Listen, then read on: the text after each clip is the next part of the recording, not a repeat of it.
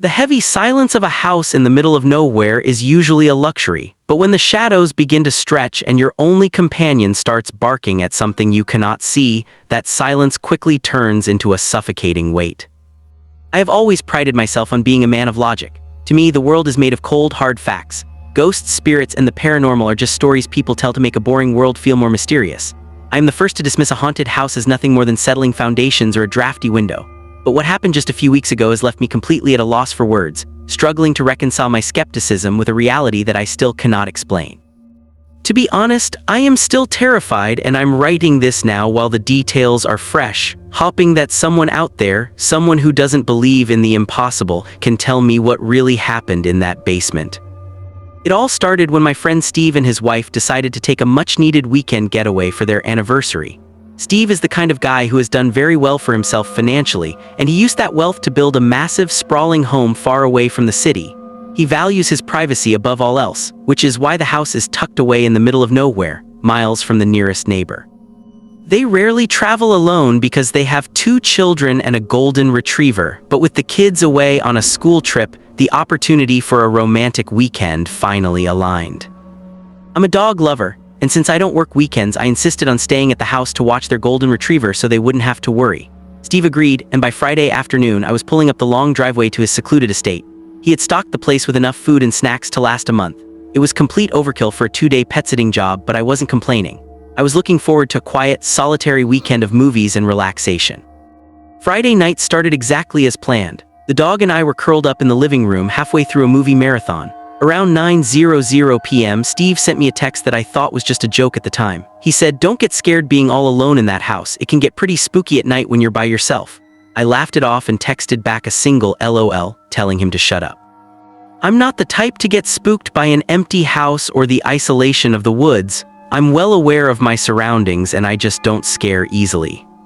We went to bed around 1:00 a.m. I slept in the spare bedroom and the dog hopped up onto the bed with me, his presence a warm and grounding weight. But at 3:21 in the morning, the peace was shattered. I was jolted awake by a sound that didn't belong in that house. The sound of the dog downstairs, barking with a ferocity I had never heard from a golden retriever. It wasn't an "I need to go out" bark. It was loud, vicious, and frantic. I felt a surge of adrenaline, not the ghost kind of fear, but the sharp, practical fear of a potential intruder. I made my way downstairs, the dog's barking never ceasing for a second. I found him in the kitchen, but he wasn't looking at the front door or the windows. He was backed into a corner, barking at the door that led to the basement. The hair along his spine was standing perfectly straight, and his eyes were wide with a look of pure, primal terror. I tried calling his name, trying to soothe him, but it was like I wasn't even there. As I reached for the basement doorknob, the dog went into a spiral of panic, running back and forth, his barks turning into sharp yelps of warning. I told myself there had to be a logical explanation, an intruder who had somehow bypassed Steve's high-end security system. I grabbed a heavy knife from the kitchen block, my heart hammering against my ribs, and I pulled the basement door open. The dog stopped at the threshold. He wouldn't set a single paw onto the top step, he just stood there growling, his body trembling. I flipped the light switch and descended the stairs, shouting at the top of my lungs to intimidate whoever might be down there. I checked every corner. It's a finished basement, so I searched the closets, behind the furniture, and even in the bathroom. There was no one, no intruder, no broken windows, nothing out of place. But as I stood in the center of the room, I noticed something that made my skin crawl. It was unreasonably cold. I have been in this basement a dozen times before, even in the middle of winter, and it has never felt like this. It was a bone-chilling, unnatural cold that seemed to seep directly into my marrow. I tried to call the dog down again, but he stayed at the top of the stairs, staring into the empty room with an intensity that suggested he was seeing something I couldn't. I spent the rest of the night on the living room couch with the lights on. Eventually, the dog calmed down and fell asleep next to me, but I didn't close my eyes until the sun came up.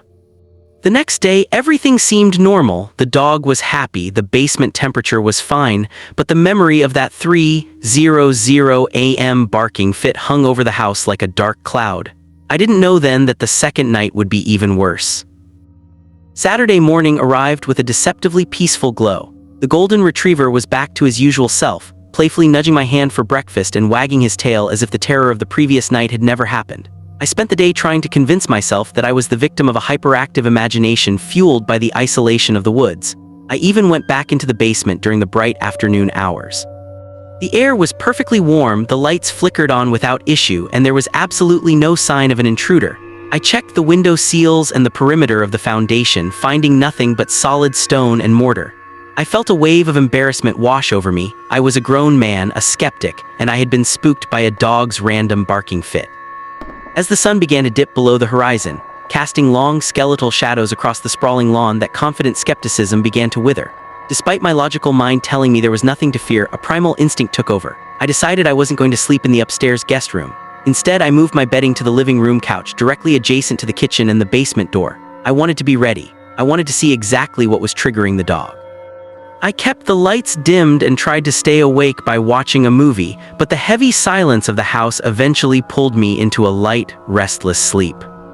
I woke up to a scene of pure chaos. At exactly 3:21 a.m., the silence was shattered. The dog wasn't just barking, he was screaming. It was a sound of absolute frantic desperation that made my blood turn to ice.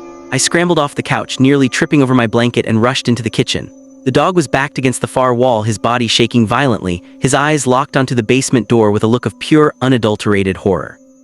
"Hey, stop it, it's okay," I shouted, my voice trembling more than I wanted to admit, but the dog didn't even acknowledge me. He was focused entirely on the door. Then the behavior shifted into something far more unsettling.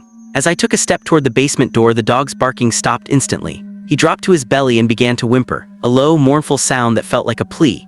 It was as if he were begging me not to go near that door. My hand hovered over the brass knob. My heart was drumming a frantic rhythm against my ribs, and every instinct told me to run out of the front door and never look back. But the skeptic in me made one last stand. I had to know. I gripped the knob and twisted. The door opened effortlessly, and I stepped onto the landing. The dog remained in the kitchen, his whimpering growing louder as I descended into the dark. The cold was back, but this time it was aggressive. It felt like stepping into a meat locker, a dry, biting chill that made my breath visible in the beam of my flashlight. And then there was the smell. It hit me like a physical blow, a thick, cloying stench of stagnant water and old, rotting meat. It was so foul that I had to pull my collar over my mouth to keep from gagging. I swept the flashlight across the room, and my breath hitched. The basement was no longer in the neat, orderly state I had left it in. The heavy oak bar stools had been tossed across the room, lying in a heap near the far wall. The framed family photos that Steve had proudly displayed on the shelves were all lying face down on the floor, the glass shattered in perfect concentric circles. I stood in the center of the room, the beam of my light shaking in my hand. "Is anyone here?" I called out, my voice sounding thin and weak in the heavy air. There was no response, only the sound of my own ragged breathing. But then I heard it, a soft, rhythmic scratching coming from inside the wall behind the bar. It sounded like long fingernails dragging slowly across concrete. I didn't stay to investigate. The combination of the freezing cold, the suffocating stench, and that deliberate scratching broke me. I turned and sprinted up the stairs, slamming the door shut and leaning my weight against it as if something were trying to push back. I sat on the kitchen floor for the rest of the night, the dog curled tightly against my side, neither of us daring to move until the first rays of dawn hit the windows.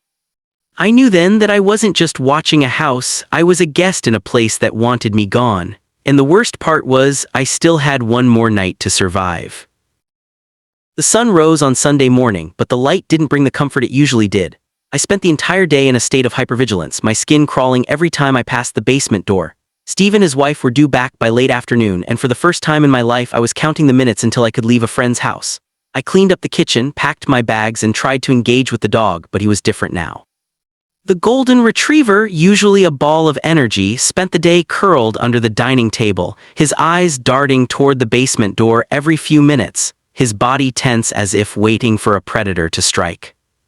I spent hours trying to construct a logical explanation for what I had seen.